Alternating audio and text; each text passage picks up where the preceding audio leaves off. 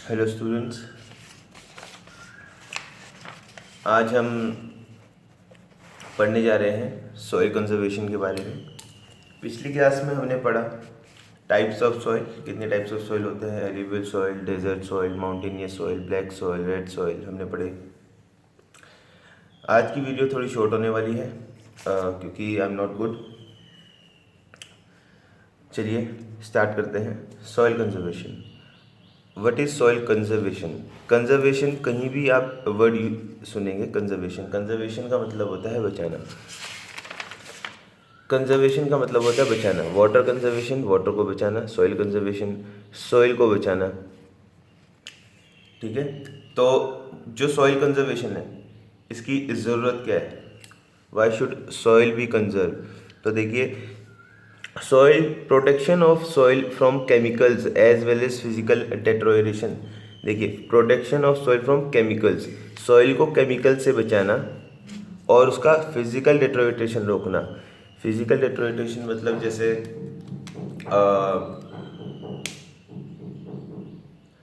कहीं पे रिवर्स है, रिवर्स के जो बैंक्स है, जो रिवर्स की साइड में लैंड होता है, रिवर्स अपने साथ उनको लेके चले जाती है, मिट्टी बहा के ले जाती है। क्यों? क्योंकि हमने बैंक्स नहीं बना रखे प्रॉपर।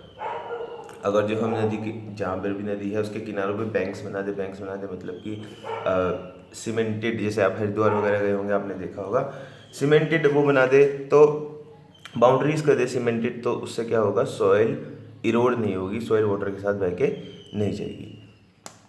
तो soil conservation, protection of soil from chemical as well as physical deterioration. अब हम पढ़ेंगे causes of soil erosion. What are the causes of soil erosion?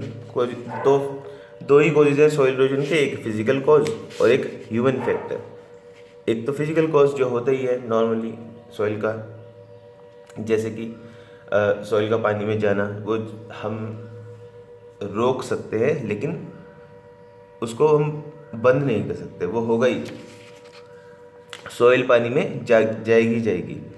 और ह्यूमन फैक्टर, ह्यूमन फैक्टर जैसे हम करते हैं इरिगेशन, हम करते हैं एग्रीकल्चर, हमने एग्रीकल्चर किया, वो लैंड 3-4 साल यूज़ किया, उसके बाद उसको लैंड को वैसे ही छोड़ दिया, तो सॉइल क्या होगी, ख़राब हो जाएगी। या हमने ऐसी फार्मिंग करी, ऐसी फसल उगाई कि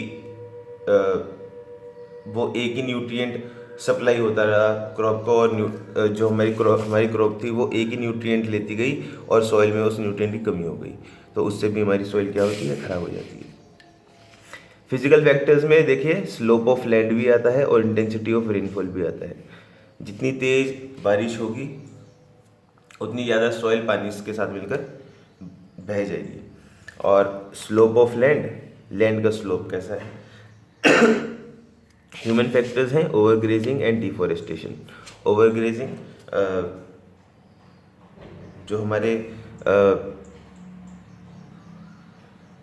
कैटल्स होते हैं जैसे, तो वो किसी लैंड को बहुत ज़्यादा ग्रेज कर देते हैं, तो वहाँ पर क्या होता है, वहाँ पर पेड़ नहीं रहते, तो सॉइल इरोजन होना शुरू हो जाता है। अब हम पढ़ेंगे कंजर्वेशन ऑफ सॉइल।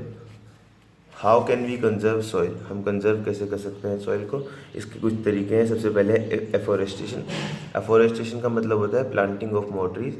जितने आप प्लांट लगाएंगे उतना ज़्यादा प्लांट की रूट्स सॉइल को पकड़ के रखेंगी, और जितना प्लांट की रूट सॉइल को पकड़ के रखेंगी उतने कम सॉइल पानी के साथ बहकर जाएगी। Rotation of crops. Rotation of crops से हम क्या समझते हैं कि एक ही लैंड पर दो डिफरेंट क्रॉप्स उगाना, लेकिन रोटेशन में। फॉर एग्जांपल गेहूँ, गेहूँ के बाद हम क्या उगाते हैं, गेहूँ के बाद मोस्टली लोग लेग्यूमिनस प्लांट जैसे कि दालें वगैरह ये उगाते हैं। तो रोटेशन ऑफ क्रॉप होना बहुत ज़रूरी है। इससे क्या होता है, एक न्यूट्रिएंट की सॉइल में कमी नहीं होती। Strip cropping. स्ट्रिप क्रॉपिंग का मतलब होता है किसी दो या उससे ज़्यादा फसलों को साथ में एक साथ बोना। जैसे आप देखते होंगे गेहूँ और सरसों को एक साथ बोया जाता है। फिर आता है काउंटर ब्लफिंग। काउंटर ब्लफिंग का मतलब होता है कि जो हमारे जो खेत है उसकी जो जिधर भी उसका स्लोप है, जिधर भी ढलान है, उसके हम साथ साथ प्लफिंग करें या उसके साथ साथ फसल बोएं। उससे हमारी सॉइल इरोड नहीं होती या सॉइल हमारी बहती नहीं है पानी के साथ। टेरेस फार्मिंग ये हिली एरियाज़ में कर सकते हैं। टेरेस फार्मिंग हिली एरियाज़ में प्लेन लैंड तो होता नहीं है, तो जो हिल्स होते हैं उनमें ही टेरेस बनाकर फार्मिंग कर सकते हैं, उससे भी हमारी सॉइल कंजर्व होती है। तो स्टूडेंट आज की क्लास इतनी ही रखते हैं। नेक्स्ट क्लास में हमें वाटर रिसोर्सेज के बारे में पढ़ना है। Okay class, thank you.